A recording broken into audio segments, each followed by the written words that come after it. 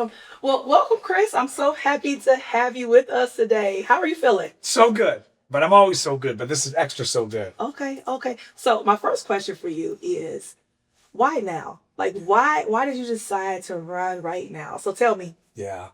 Man, my whole life I've just been serving people, Yeah. 34 years in Flint at the sheriff's office. I've been a medic.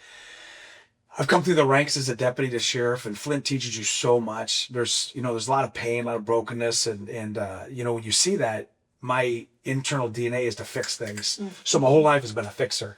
And you can only do so much based on the influence that you have. Sure. So every time I'd come up a rank, I'd be like, oh, I can't wait to get to the next one because I'll do so much more.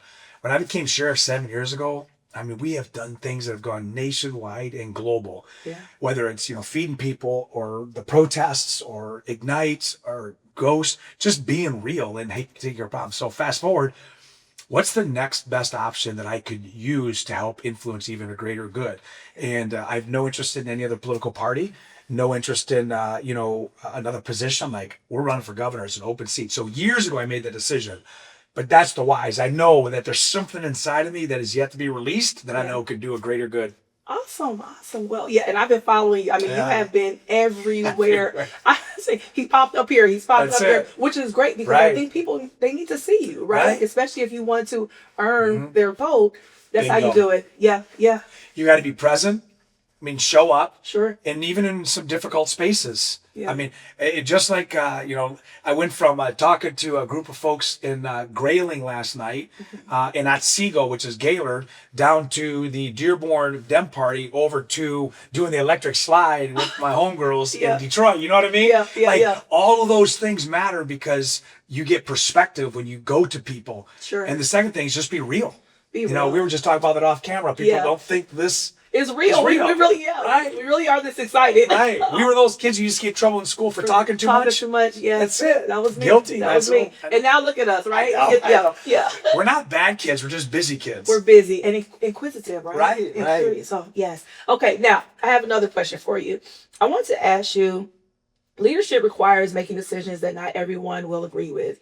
How do you decide when to stand firm on your convictions and when to let a conversation change, like your perspective? Yeah. Great question, because I say this on the campaign trail all the Sure. time, that leadership is about perspective, not perception. Yes. But perception, I think people use it as an excuse to just justify their foul ways. Sure. Oh, that's, perception's reality. No, it's not.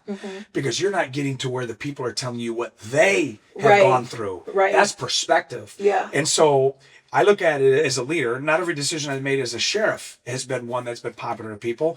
Give an example. Ignite, our education model in the jail. When I brought that to the staff in 2020, I said, hey, we're going to go to school 2 hours a day, 5 days a week. We're going to build on a meritocracy. We're going to hire returning citizens back in the jail. Blew their mind because they didn't understand my perspective. Their perception was we just opened it up to people and it's going to be, dangerous. Yeah. But I went back to what I learned when I was a student. I went back to how do we give people an opportunity to never come back to jail? That being said, the decision was not popular, but it was a right decision. Sure. And that's how I make those, those calls. And as governor, the same thing. But a lot of it is I go and explain it. So when people are wondering about why would you teach inmates in the jail and why would you bring returning citizens back, I would look back in the camera and say, it may not be a big deal until it's your kid. Yes. Boom. Isn't that? So it's about real? messaging. Isn't that, that's one thing. So I am a person that always says that I'm not for, corporal punishment, right? That's not my thing. But I also say that I've never had a child gunned down the street, right? I've never had someone close to me violated in a way where I may want some type of. So yes, yes, that is very And you true. have to have a fist of iron, but a hand of velvet. Yes. And know when to use both. Yes, yes, yes. Okay. Oh, this is good. Okay, so what's one issue in Michigan that you think people talk about a lot, but don't truly understand from the perspective of the people living it? 100% division and people are fearful. Yeah. And when I say that is because there's so much fear on so many different levels. Yeah. I think we need to realize that leadership, everything rises and falls. And so the leader can bring calm Yeah. or bring chaos. Yeah. And I think, to your question, wherever I go, whether it's Marquette up in the UP or, way over on the west side, Muskegon Heights down in Monroe or Tawas, everybody has their little things of concern, but I think people need to realize that we have more in common than we do that that is dividing us. We have things that we can agree to disagree on. Sure. But when you have messaging coming from the top of, if you don't agree with me, then you can't be my friend and I hate you, that's not going to solve anything. Right. So that's why I see across the state, there's fear and people are exhausted with division. Now there's people that want that, but that's not the majority. It's not.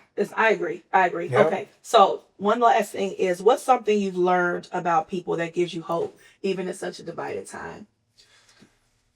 I have, I've gone into people's houses. Yeah.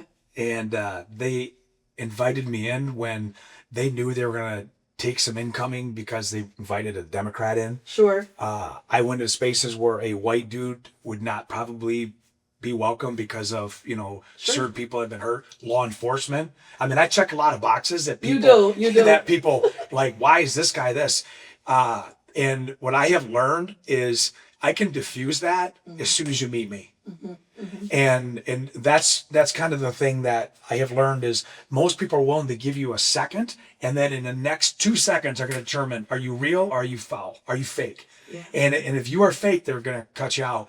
But I've gone to these places, and within the first 30 seconds, I've seen the whole room turn because they gave me a chance. Now, there's other people that it doesn't matter. Me just showing up, it's just a non-negotiable. Yeah. But the majority of the people out there, I've learned, they are willing to hear you, but they want to see your heart. They don't want to just listen to your words. Authenticity. Yes. Yeah. And that's why this primary is so important, because I explain to people that, there's going to be 6 million people approximately that aren't even going to vote. And the people who do vote in the primary are intentional and they're educated. So they want to see this. They want to feel it. But to answer your question, I've been so humbled by people who defended me, on social media, or defended me to their friends, or advocate, older couples that have retired knocking on 1,000 doors. Yeah, I applaud people. What? Yes, yeah. The volunteers, it is humbling. Yeah. The machine is active and real, and it's because they believe in this movement. I always say moments with momentum create the movements. We have created a movement, and it's given people hope. Yeah, you talk with your hands like I do. Okay, I lied. I have one last question. I love it. This is the bonus question. I have one last question. Yep. You are on the campaign trail. You're running all over the place. What do you do to relax? How do you balance all of this, right? And I know there's no real answers to balance, because how do we even balance life? Right. But what do you do? How do you have fun and just relax? I know this is fun. Right. But I actually isolate. Oh, yeah. And I block time. And so I know that, like today, I won't be home till 10:30 at night. Yeah. But I know at 10:31, I don't even think about what I did today. Yeah. And I have a routine where I have a place on my back deck that I just sit there. I have no phone, no nothing. And I just take moments of silence. Yeah. The second thing is, I think best in motion.